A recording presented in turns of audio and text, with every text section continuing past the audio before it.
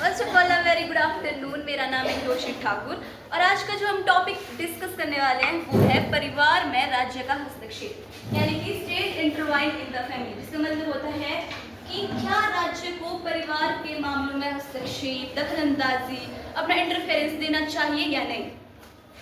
तो topic start करने से पहले थोड़ा सा जान लेते हैं कि परिवार क्या होता है और राज्य क्या होता है।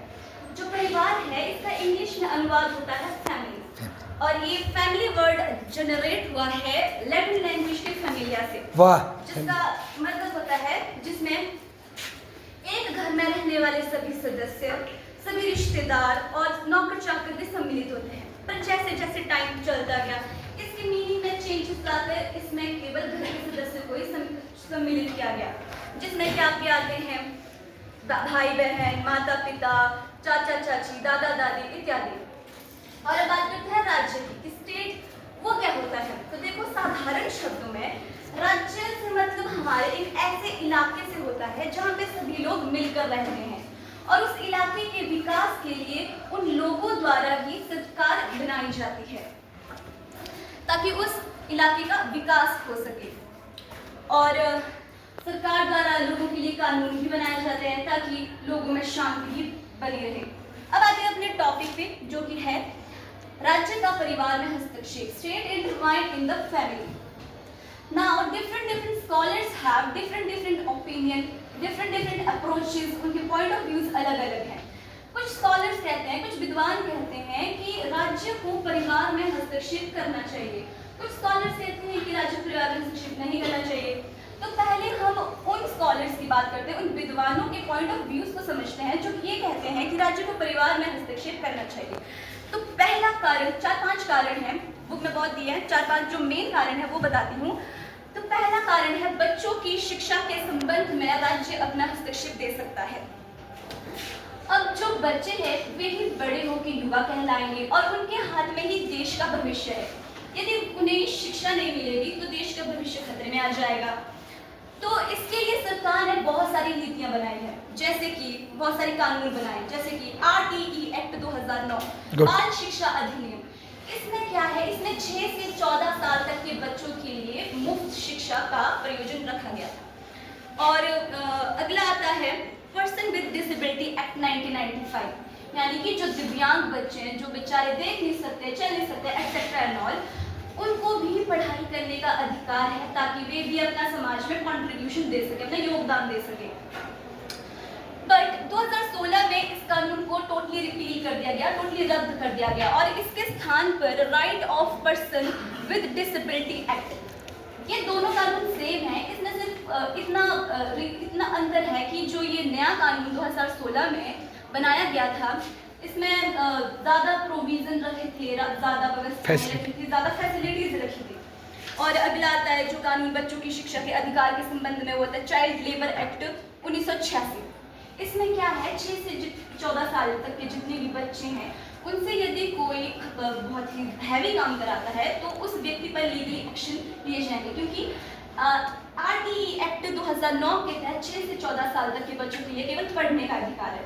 अगला जो कारण आता है हमारा, जहाँ पे राज्य अपना हस्तक्षेप दे सकता है, वो है विवाह संबंधी विषय। वैसे तो विवाह संबंधी विषयों में ज्यादा जरूरत नहीं होती है राज्य की, परंतु आवश्यकता पड़ने पर, जैसे कि आयु निर्धारण, लड़कियों के लिए 21 साल, लड़कों के लिए 21 या उससे प्लस, और दूसरा है दहेज लेना या देना, इसमें भी राज्य अपना हस्तक्षेप दे सकता है।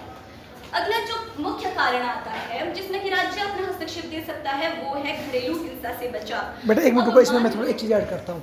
जो हमारे भारत के लोग या पाकिस्तान के लोग यूके में रहते थे ना, यूके में वो क्या करते थे यूके में कि हमारी बच्चियाँ, विशेषकर लड़कियों के लिए, हमारी लड़कियाँ गोरों से शादी ना करें तो क्या करते थे, इस तरह हमारे बच्चे वो मैरिज फिक्स कर देते थे अपने बच्चों को। जैसे हमारे यहाँ करते हैं, कार्ड छापते ना कि मैं अपनी पोती की शादी में आपको बुला रहा हूँ। यूके ने कानून पास किया, खबरदार अगर तुमने किसी ने अपने बच्चे की शादी फिक्स की ना तो ठोकेंगे अंदर। क्यों बोलो बोला, क्यों? पागल है यूके वाले हैं। यूके में मतलब उन्होंने कानून पास किया मैडम कि अगर ऐसा कार्ड छापेंगे कि मेरी बेटी की शादी में आओ तो दैट इज इलीगल। क्यों? बेटी मेरी शादी में करा रहा हूँ, आपको क्या दिक्कत है? उनके समाज के अनुसार क्या होता है, राज्य के अनुसार, कि जब ये बच्चा 18 साल का हो गया या इतने साल का हो गया वो स्वतंत्र है, वो शादी खुद करेगा, परिवार नहीं कराएगा उस शादी को। सवेरे देखो वह क्या सोच है कि आप शादी नहीं करा सकते बच्चे की, वो उसने करनी है, उसका फैसला है।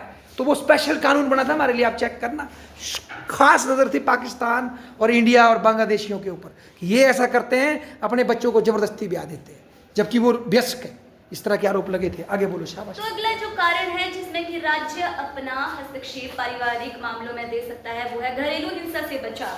अब मान लो किसी परिवार में कोई व्यक्ति है जो कि अपने बच्चों, अपनी पत्नी, अपने वृद्ध माता पिता पर अपराध कर रहा हो, ठीक है, तो उस मामले में भी राज्य अपना हस्तक्षेप कर सकता है ताकि उन वैसे मामलों का शांतिपूर्ण निवारण हो सके।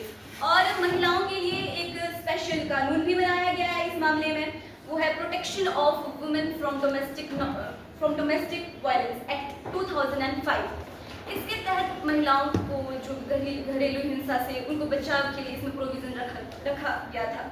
अगला जो कारण आता है जहाँ पे परिवार राज्य अपना हस्तक्षेप दे सकता है वो है तलाक संबंधी विषय। अब कई बार ऐसी परिस्थितियां आ जाती है कि जो आपका फैमिली है उसमें पति पत्नी के बीच तलाक हो जाता है, तो जिससे कि सारी फैमिली को सफर करना पड़ता है। तो उन वैसे मामलों को भी राज्य अपने हाथ में लेता है और उनका शांतिपूर्ण निवारण करता है। अगला आता है बुजुर्ग व्यक्तियों की देखभाल के संबंध में भी राज्य अपना हस्तक्षेप कर सकता है। अब मान लो कि कोई किसी फैमिली में या फिर कोई फैमिली में बच्चे या फिर कोई युवा अपने माता पिता की देखभाल करने में खुद को असमर्थ पा रहा है, तो ऐसे में क्या होता है कि सरकार ने 2007 में maintenance and welfare of parents and citizen act 2007 ये लाया गया। इसके अंडर जो भी जितने भी वृद्ध माता पिता या फिर सीनियर सिटीजन है उनके कल्याण के लिए बहुत सारे वृद्ध आश्रम खोले गए थे और भी बहुत सारे प्रोविजन रख दिए गए थे। इसके साथ साथ असम की सरकार ने एक कानून बनाया था कि यदि कोई व्यक्ति गवर्नमेंट अथॉराइज्ड है, कोई सरकारी पदाधिकारी है, तो यदि वो अपने माता पिता की देखभाल करने में उनको असमर्थ पा रहा है, तो उस व्यक्ति की टोटल फीस में से, कुल आय में से 10% काट करके उसके माता पिता पर खर्च कर दिया जाएगा। अगला जो कारण आता है जिसमें कि राज्य अपना हस्तक्षेप कर सकता है वो है बच्चों को गोद लेने के संबंध में। गुड। अब मान लो कि किसी पति पत्नी के अगर बच्चे नहीं है तो इस ऐसे मामले में भी राज्य अपना हस्तक्षेप करता है पारिवारिक मामलों में। अब इसके लिए भी सरकार ने बहुत सारे कानून बनाए जैसे कि HAMA 1956 Hindu adaptation maintenance act. अब इस कानून के तहत जो हिंदू, बुद्ध, जैन एंड सिख यही बच्चों को अडॉप्ट कर सकते हैं और किसी भी रेस के पीपल बच्चों को अडॉप्ट नहीं कर सकते। रुको बेटा, उनके लिए अलग कानून है, मुस्लिम का अलग कानून है अडॉप्शन का। जो मुस्लिम, क्रिश्चियन, पेरिस ज्यूज है उनके लिए अलग है, उनके लिए है GWA guardian and ward act. शाबाश यार बेटा। अच्छा, और अब करते हैं उन विद्वानों के पॉइंट ऑफ व्यू से समझेंगे अब, जो कि ये कहते हैं कि राज्य को पारिवारिक मामलों में हस्तक्षेप नहीं देना चाहिए। अब उनके पॉइंट ऑफ व्यूज क्या रहे होंगे कि उन्होंने ये कहा होगा कि राज्य को पारिवारिक मामलों में हस्तक्षेप नहीं देना चाहिए, उन्हें समझते हैं। तो वो है पर्सनल मत। अब देखो, यानी पर्सनल ओपिनियन। अब देखो, मान लो यदि किसी व्यक्ति को अपने विचारों को स्वतंत्रता पूर्वक सबके समक्ष प्रस्तुत करने की आज़ादी नहीं है, तो उस व्यक्ति का सर्वांगीण विकास कैसे होगा? अगर किसी व्यक्ति का सर्वांगीण विकास ही नहीं हो पाएगा तो वो कैसे उस देश का विकास भी असंभव है। तो इसीलिए पर्सनल ओपिनियन रखने की स्वतंत्रता है और इस मामले में भी राज्य अपना हस्तक्षेप नहीं दे सकता। अगला आता है धर्म। धर्म यानी कि अपनी मर्जी से लोग अपना धर्म अडॉप्ट कर सकते हैं, अपना धर्म मान सकते हैं, उस अपने धर्म के प्रति डिवोटी वफादार रह सकते हैं। इस मामले में भी राज्य अपना हस्तक्षेप नहीं देता। अगला आता है जिसमें राज्य अपना हस्तक्षेप नहीं दे सकता, वो है रीति रिवाज और ड्रेस यानी कि ट्रेडिशन एंड कस्टम और उसकी वेशभूषा। हाँ, परंपराएं, ठीक है। अब यदि मान लो कोई व्यक्ति अगर उसकी वहाँ की उसकी रीति रिवाज के अनुसार से वैसी वेशभूषा है तो उसमें राज्य को कोई आवश्यकता नहीं होती है दखलंदाजी लेने की, या फिर राज्य या फिर जो रीति रिवाज की बात करते हैं तो उसको भी बढ़ाने की पूर्ण स्वतंत्रता है और उसे उसकी सेवा करने, रीति रिवाज को मानने की राज्य को उसमें दखलंदाजी देने की कोई आवश्यकता नहीं होती है। अगला आता है कल्चर, कि लोगों को अपने कल्चर को बढ़ाने की स्वतंत्रता है, ताकि जो पीढ़ियों से आ रही संस्कृति है उसे आगे भी पीढ़ियों तक ले जाया सके। इसमें भी राज्य अपना हस्तक्षेप नहीं ले सकता। आपका मतलब फैमिली को अपना कल्चर रखने की आज़ादी है, ठीक है। अगला आता है पर्सनल फ्रीडम, यानी कि व्यक्तिगत स्वतंत्रता, जो कि पर्सनल ओपिनियन में भी ये दोनों सेम है कि यदि किसी व्यक्ति को पर्सनल फ्रीडम नहीं दी जाए तो उस व्यक्ति का जो है सर्वांगीण विकास, ऑल अराउंड डेवलपमेंट नहीं हो पाएगा, जिससे कि देश के लिए ये खतरा बन सकता है। शाबाश।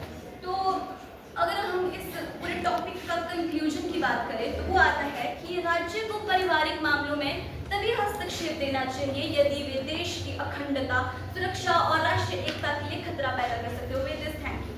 ठीक है।